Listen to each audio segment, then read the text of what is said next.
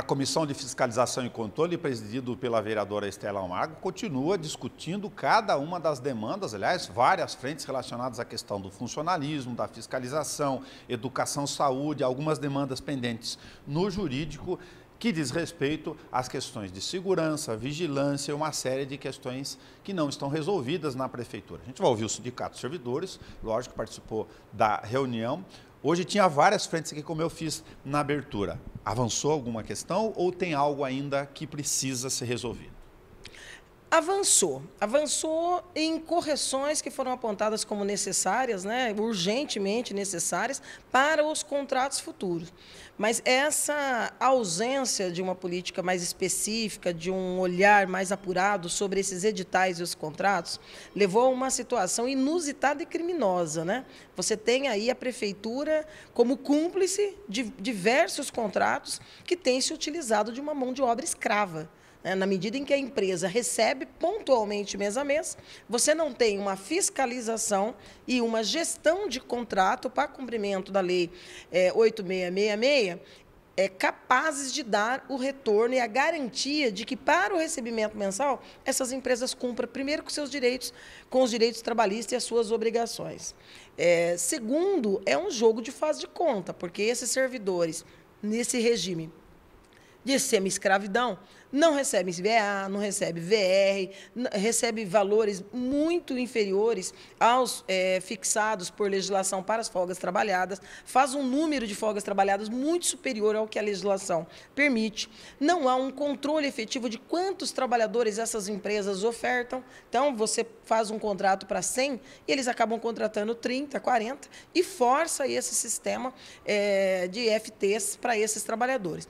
Muita gente com salário atrasado, muita gente com parcelamento desses outros benefícios citados aqui, e isso cria uma situação absurda. Você vai pegar Kelson, que tem a rescisão do contrato já divulgada de meses, e você vai ver trabalhadores que não receberam diversos desses benefícios, não receberam o último salário, né, do mês trabalhado, que já faz coisa de quase 100 dias, você vê um esforço depois do problema ocorrido para a Prefeitura conseguir, através de uma ação de consignação de pagamento, autorização judicial para fazer de forma direta. Por quê? Porque reteve somente no último mês.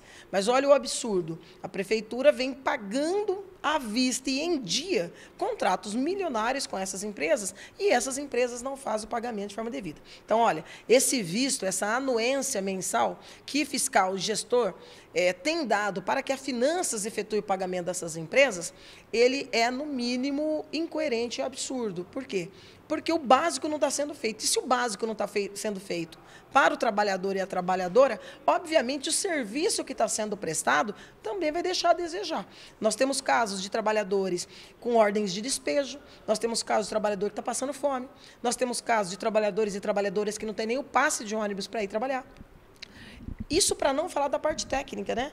Empresas que não têm nem ainda autorização da Polícia Federal para armas não letais, ela não fornece o uniforme, ela não fornece a botina, esses trabalhadores não estão de porte da sua CNV, que é a Carteira Nacional de Vigilante. Então, os descumprimentos da normativa federal são gritantes.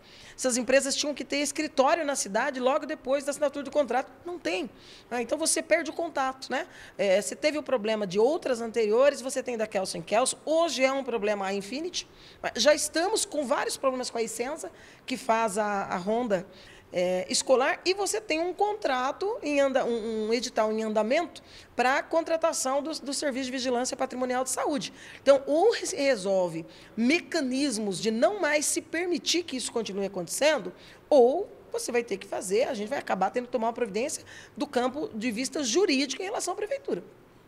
Porque ela é responsável, né? Perdão, tem uma questão nova que é recente para o público leigo lá, mas na administração já vem de um decreto de alguns anos, que é uma reclamação aqui dos gestores, do secretário, nós não temos muita condição de fiscalizar. E tem a figura dos gestores do contrato. A vereadora também enfatizou a necessidade de discussão deste ponto separado, que envolve eventualmente carreira e regularizar isso. Sim, nós cobramos abertura, inclusive nós vamos formalizar para a chefe do Executivo, para a prefeita municipal, a necessidade de se rediscutir o decreto, que é de 2018, né, a última atualização. Ele vem no escopo do cumprimento da Lei 8666, de que cada contrato tenha um gestor.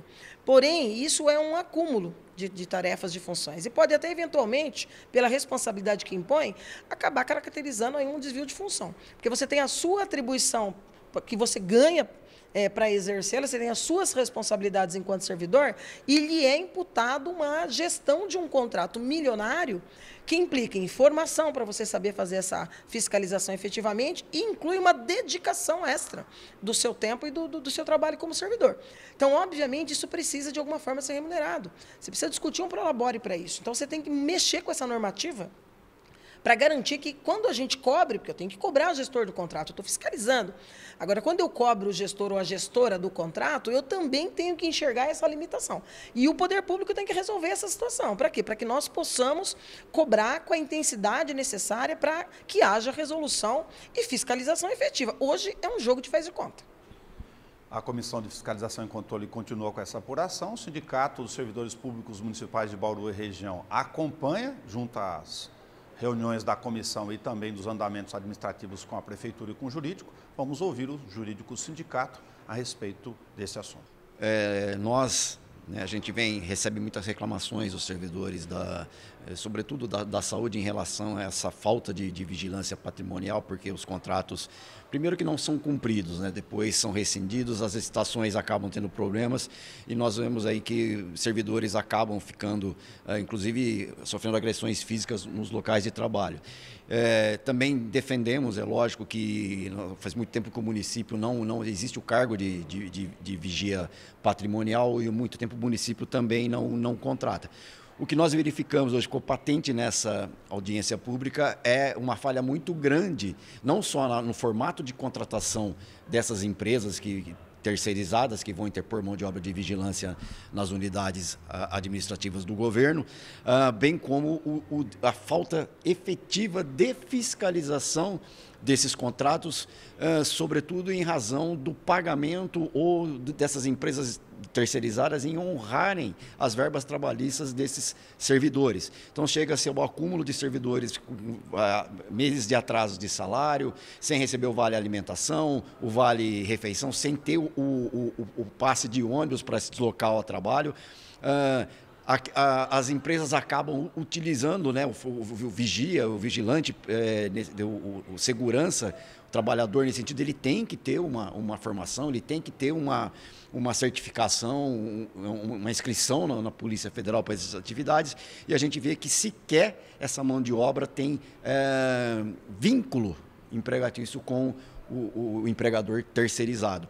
Isso culmina, a gente sabe que pela legislação, a falta de vigilância do tomador de serviço, que no caso é a prefeitura, implica na responsabilidade subsidiária do município em indenizar esses trabalhadores. Então já existem ações, já existem bloqueios de verbas, né, de que seriam pagos para esse empregador.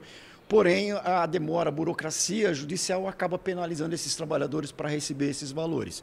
E um dos pontos que a gente verifica, né, ficou patente também aqui hoje, é que a forma, né, o cumprimento da legislação de licitação, principalmente em razão do titular, daquela pessoa que tem que fazer a gestão do contrato obrigatoriamente, é uma atribuição de muita responsabilidade que vai além daquilo que ele tem, como vamos dizer assim, de forma institucional no seu rol de atividades, e ele não recebe nada por isso. Então, aí fica difícil a própria administração cobrar desse gestor a efetividade na gestão do contrato, porque ele não recebe nada mais por isso. Então, é importante, né, porque se crie, nesse caso, assim, de tal forma, como existe com as comissões de licitação dentro dos entes públicos aqui, uma gratificação pro labore faciendo, né, para esse servidor também ser remunerado em cima dessa responsabilidade que lhe é atribuída além das suas funções. Além de todos esses fatores a serem ajustados ou regulamentados ou resolvidos, tem a figura do gestor de contrato, que até recentemente conversava com a Estela na mesma matéria,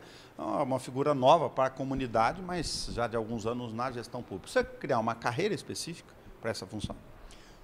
talvez seja uma alternativa, até porque nós vemos aí que você cria vários cargos comissionados de gestão, etc., mas não é aquele mesmo compromisso que o serviço pode ser uma pessoa que venha de fora fazer esse serviço, mas se você cria um cargo efetivo, né, de uma pessoa que tenha exerça essa atividade mesmo, fim de fazer essa gestão, você não só você está atribuindo essa responsabilidade específica para esse servidor sem incorrer em desvio de função, né, pagando uma remuneração justa pela atividade e pela responsabilidade que ele vai ter, porque hoje se atribui além daquilo para um outro servidor, além daquilo que geralmente são servidores que estão em almoxarifados, que acabam tendo essa incumbência.